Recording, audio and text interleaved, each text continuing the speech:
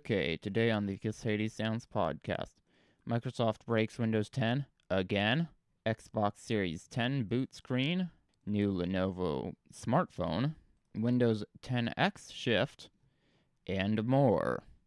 Starting off with Microsoft breaking Windows 10 again.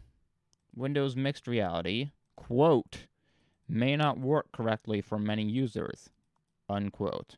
And what Windows mixed reality is. It's Windows 10's virtual reality and augmented reality platform. Also, the deployment image servicing and management, or DISM, may show incorrect status when decorrupting systems. Not sure what's meant by systems, but it's something. Also, the Xbox Series 10 boot screen has been revealed. Microsoft's main focus, however, is on first-party games to be showcased at a July event. However, the boot screen with the Xbox logo is quite a bit more relaxed. There's no thud and boom. The old one sounds something like this.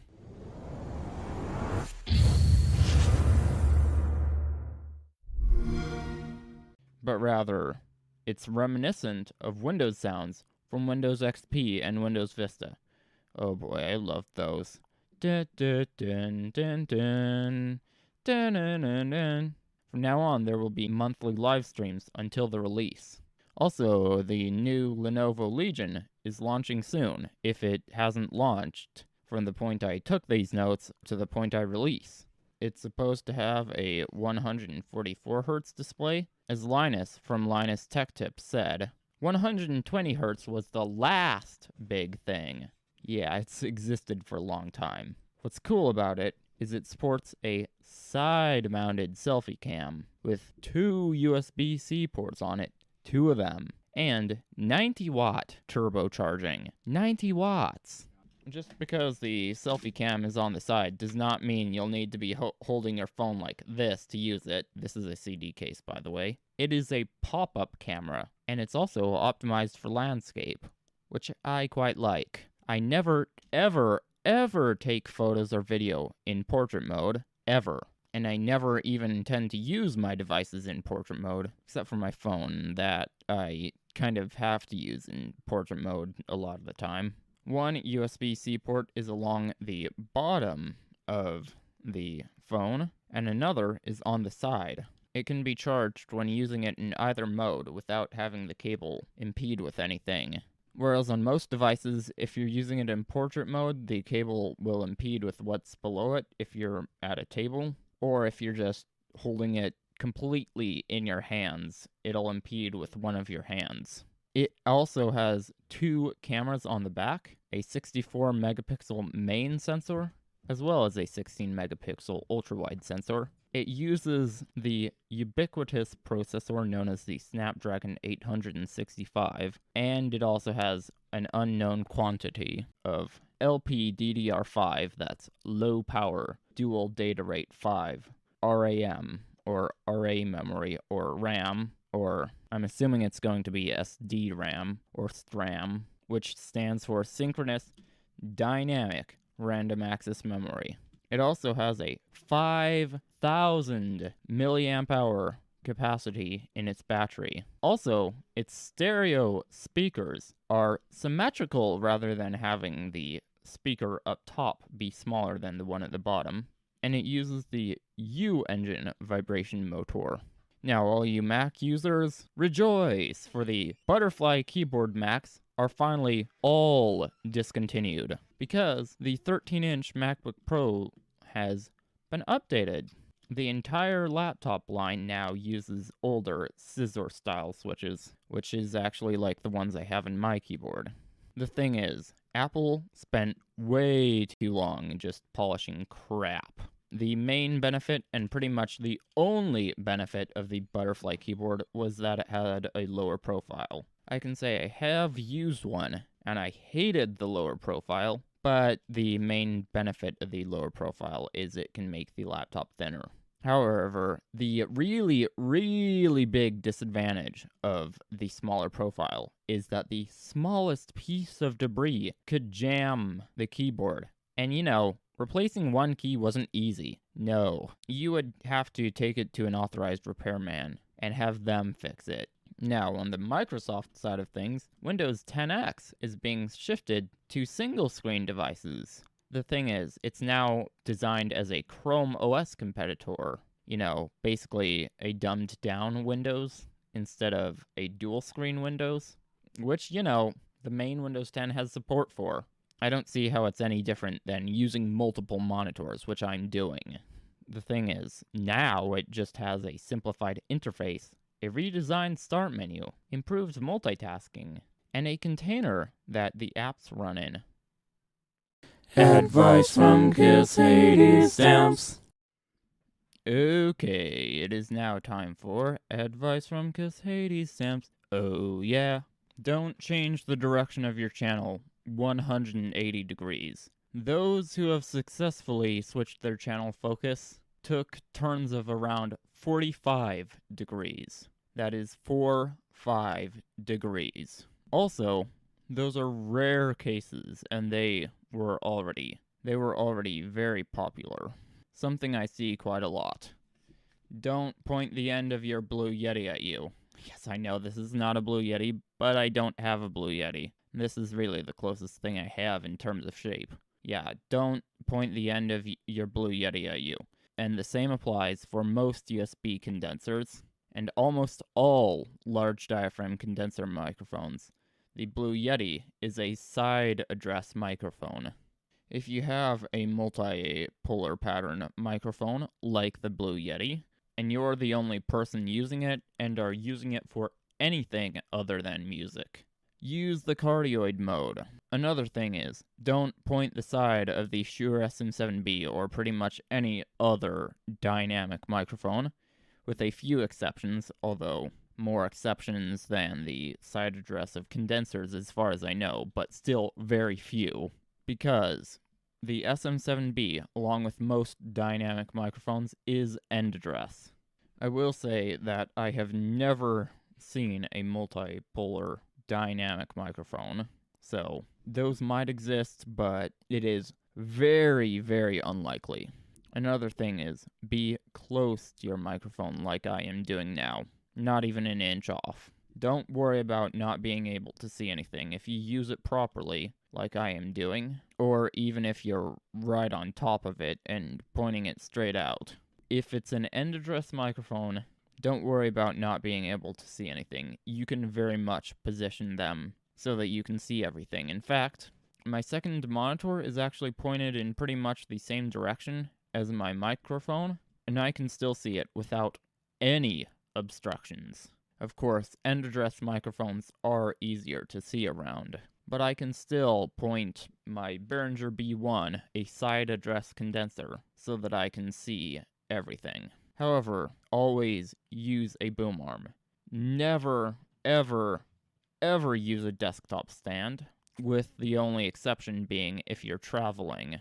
If you're traveling, it's generally best not to pack one of these with you because boom arms do take a lot of space even fully folded up. Also, generally what I recommend is for condenser microphones to be about 3 inches off, 1 to 2 inches for dynamic microphones. The maximum distance you should be off of a dynamic microphone is 3 inches. Now another thing, prioritize acoustic treatment over microphones. First off, do not buy foam that is less than 2 inches thick at the thinnest section. And another thing is, don't use egg crate foam. Its corners should be sharp, not rounded like egg crate. However, burlap-wrapped rock wool panels work best, but they do tend to be expensive. However, do not use fiberglass. While it's not asbestos, you still don't want to breathe it. Get a microphone that fits your voice and requires minimal EQ.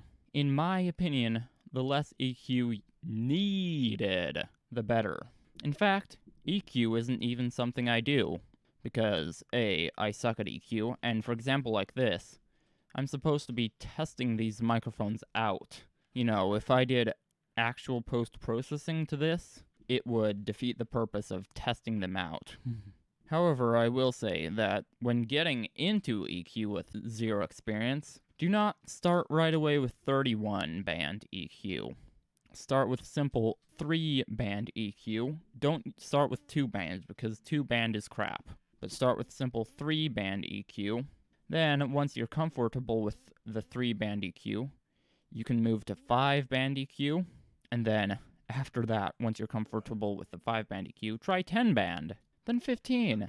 Then 31-band EQ.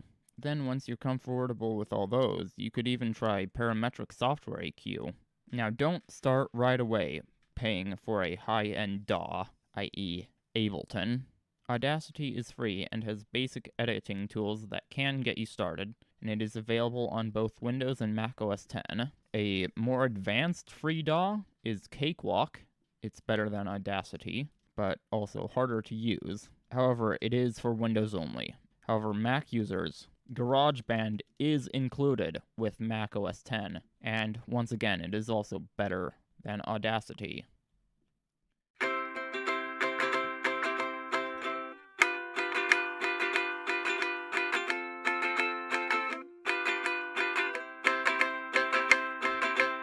This is YouTuber's personal. That's YouTuber's personal, everyone. Hello, and welcome to YouTuber's Personal. Those of us who are actually striving to improve do try as hard as possible to create videos, Good videos come with experimentation. Not too much experimentation, because too much definitely is a bad thing. But not enough experimentation, also a bad thing. I will say, though, that before even experimenting, what you should do is practice, practice, practice. Color grading, for example, audio equalization, fancy effects, etc. do require practice before even releasing videos with them. Good editing, if we don't have the stamina, can burn us out, as well as a backlog. Basically, you need to go at it slowly.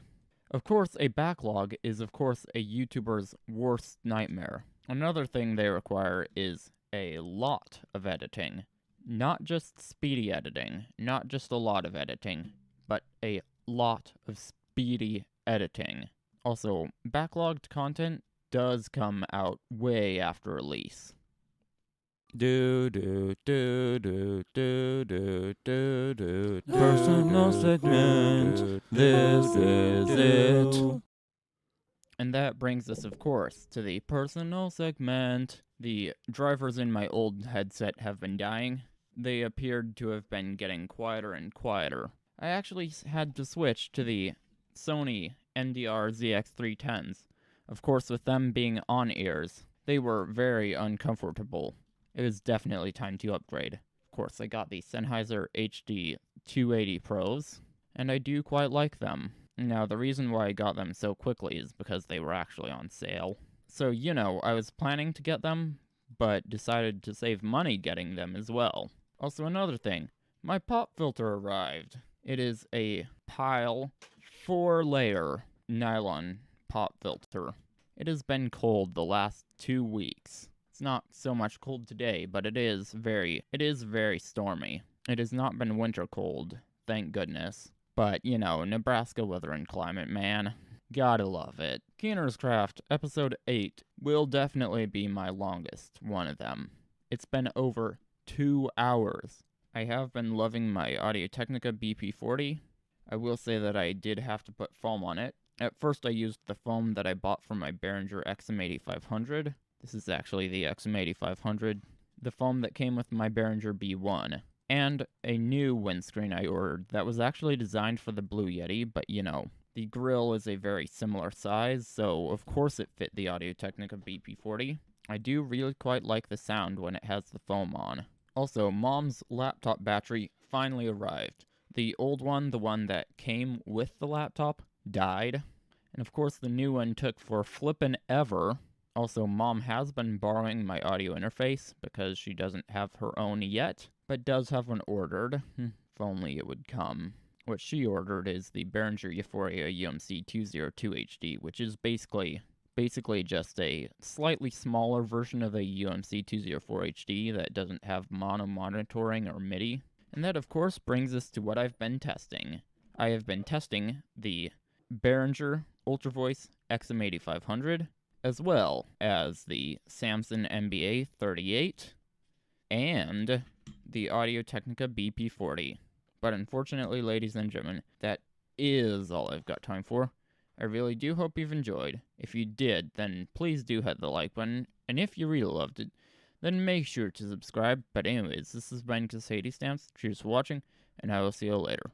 Bye!